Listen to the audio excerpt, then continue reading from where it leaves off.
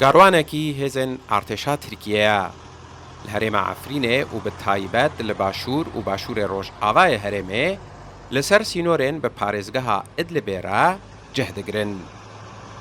لگور چاودیران اف پنگاوا ترکیه پشتی فشارن امریکای درباره درباسبونا چکدارن دسته تحریر الشامبویا. بدنگیا ترکیه لهمبر دستدانینا دسته با سر هرم عفرینه کارودانن امریکا و روسیای لپایخو آنین.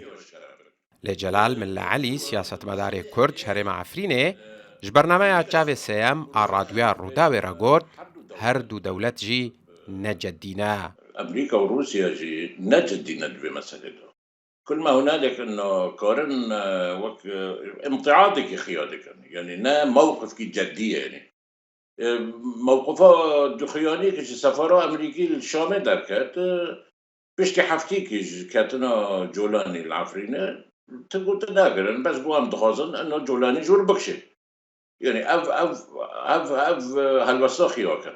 بينما روسيا بيترج أمريكا جديدة بحكم روسيا بيتر متضرر هذا مسألة سوريا لأن مباشرة وكيل حليفي أسد وملفي سوريا بدأ سخابة ودي. عدنان مراد اندام دسته شیوره پدکسه جهمان برنامه رادیو روداوی را اشکره کر گوجوینه که ترکیه و امریکای لعفرینه هاتیل دار خستن. رجا این یارونستن چه بیل عفرینه اندام ترکات دا حاضر بین و اندام امریکی لی حاضر بین و دبیجن هنک جه جماعت عمشات حاضر بین هنک جه هی آبزاد جه حاضر بین.